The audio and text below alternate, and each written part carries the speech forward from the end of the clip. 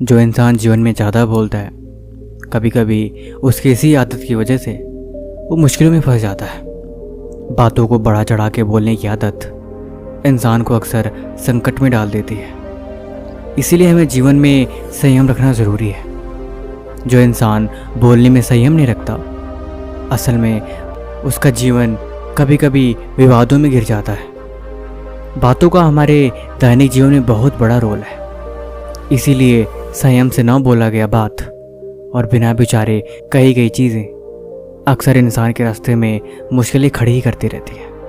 अपने आप को हमेशा बेहतर दिखाना, अपने बारे में हमेशा तारीफ करते रहना या फिर हमेशा कुछ न कुछ बोलते ही रहना अक्सर इंसान की अहमियत घटा देती है। इसीलिए जीवन में एक समावेश रूप से संयम रखना ज़रूरी है।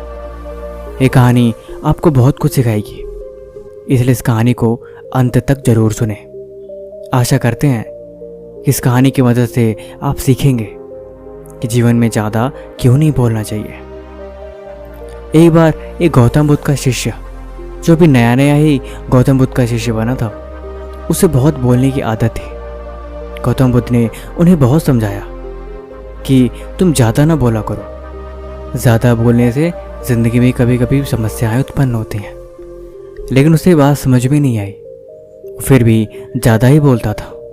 एक बार गौतम बुद्ध ने उसे और शिष्यों के साथ भिक्षा लेने के लिए भेजा और बोला कि शाम तक जो भी तुम नगर से भिक्षा इकट्ठा करोगे, उसी में तुम्हें शाम को भोजन पकाना होगा और उन्हें ही खाना होगा, और जो भी बिना भिक्षा के लौटेगा उसे उस रात को भूखे ही सोना पड़ेगा। फिर क्या था, दोनों निकल पड़े।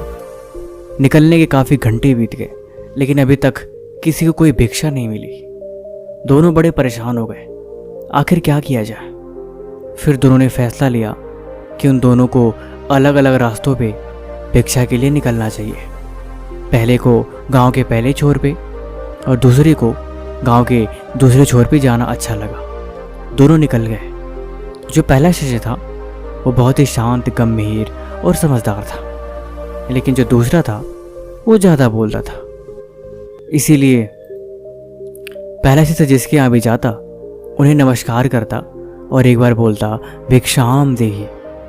अगर लोगों के पास भिक्षा होती तो तुरंत ही उसके थैले में डाल देते, और जिसके पास नहीं होती वो कहते, क्षमा करें, हमारे पास आपको देने के लिए कोई भिक्षा नहीं है। वो उनका भी धन्यवाद करके चला जाता। लेकिन जो दूसरा शिष्य था उसने पहले ही घर जाके बोला, भिक्षाम देहि। जीवन में दान करोगे तभी और कामयाब बनोगे। जब आप दूसरे को दान करते हो तो बदले में परमात्मा आपके लिए उससे कई गुना ज़्यादा आपके लिए दिला देते हैं। मतलब वो दान मांगने के साथ साथ लोगों के साथ काफ़ी ज्ञान की बातें करता था। बिना उनसे हाल चाल पूछे, बिना उन्हें समझ और परख किए वो फालतू का ज्ञान देता रहता, जिससे अक्सर लोगों को गुस्सा आता और फालतू में लोग उस पर चिढ़ते थे।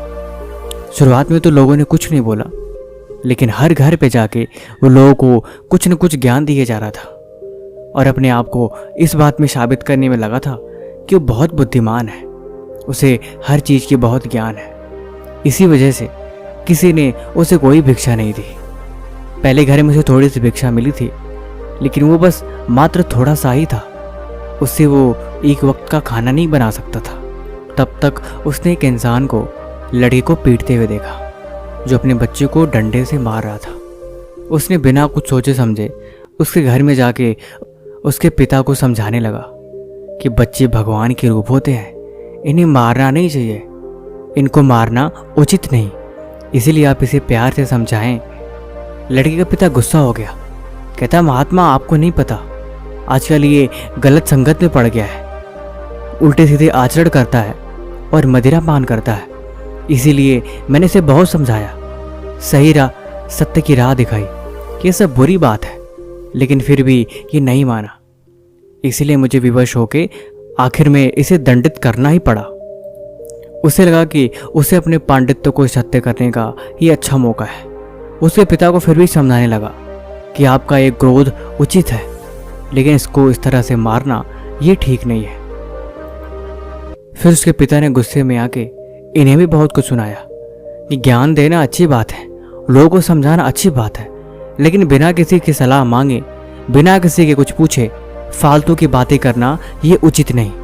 सबसे पहले तो आप इस पे संयम रखें। आप जब से इस नगर में प्रवेश किए हैं, मैं तब से देख रहा हूँ आप सबको समझाते फिरते हैं। क्या आप मुझे बताएंगे कि आपके जीवन की उपलब्धि क्या है?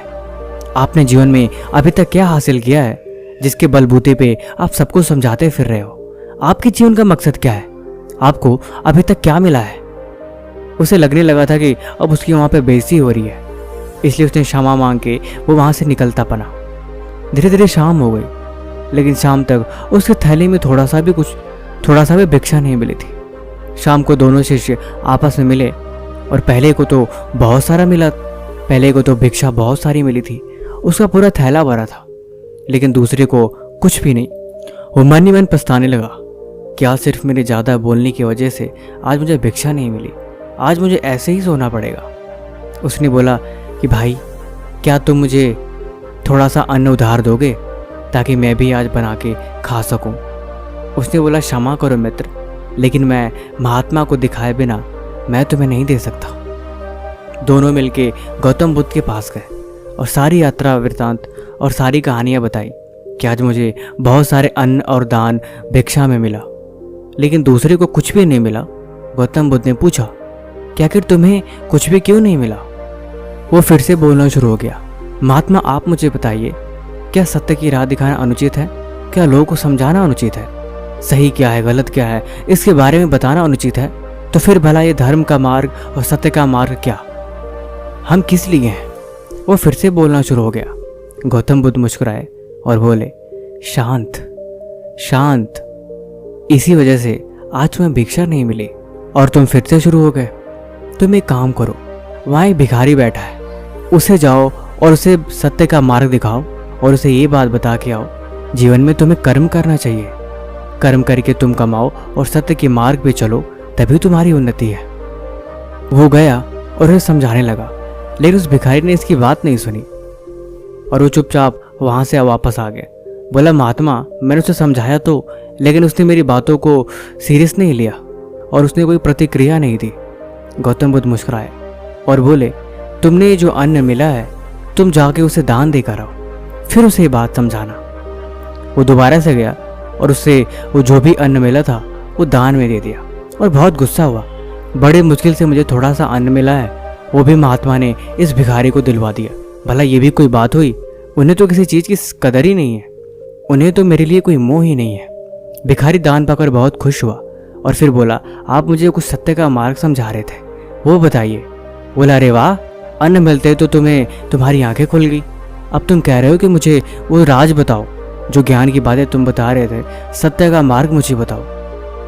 उसने बताया कि तुम्हारे हाथ पैर सही सलामत है, इसलिए तुम मेहनत करके कमा खा सकते हो, जीवन को ऐसे व्यर्थ मत गवाओ। उसने उनका धन्यवाद कहा और भिखारी वहाँ से चला गया। वापस आके उसने गौतम बुद्ध को सारी बातें बताई। फिर गौतम बुद्ध ने उनसे बोला, क्या तुम मुझे बता सकते हो कि उस भिखारी ने पहले कोई प्रतिक्रिया क्यों नहीं दी और वो पहले तुम्हारा धन्यवाद क्यों नहीं कहा? उसने बोला, मुझे नहीं पता, आप ही मुझे बताइए कि ये क्या राज है। गौतम बुद्ध समझाया कि दरअसल ये कोई राज नहीं है। जीवन में पहले खाना, पहले ज़रूरत, उसके बाद ज्ञान की बात है। सही कहूँ तो जीवन में जिसको जिस चीज़ की ज़रूरत है उसे हमेशा वही चीज़ देनी चाहिए। बिना वजह के किसी के बीच में दखल अंदाजी करना या फिर बिना किसी वजह के किसी से बहस करना जीवन में कभी उचित नहीं। जीवन में उतना ही बोलो जितना तुम्हें ज़रूरत हो। जीवन में तुम किसी को उतना ही ज्ञान दो जितना उसे ज़रूरत हो। बिना मकसद के और बिना अर्थ के ज्ञान किसी काम का नहीं है। इसीलिए ज्ञान भी उसी को दो जो उस ज्ञान के लायक हो और जिसे सच में उस ज्ञान की ज़रूरत हो। बिना बोले दूसरे शिष्य को इतना कुछ मिल गया, लेकिन तुम्हारे ज़्यादा बोलने की वजह से तुम्हें कुछ नहीं मिला। इसीलिए कम बोलो, बिना मांगे तुम्हें सब कुछ मिलेगा। बाकी कहानी आपको कैसे लगी हमें कमेंट बॉक्स में ज़रूर बताएं। बाकी किसी भी तरह का और सवाल है तो आप वो भी हमसे पूछ सकते हैं। तब तक मिलते हैं हम आपसे एक और नई कहानी के साथ अगले दिन। धन्यवाद।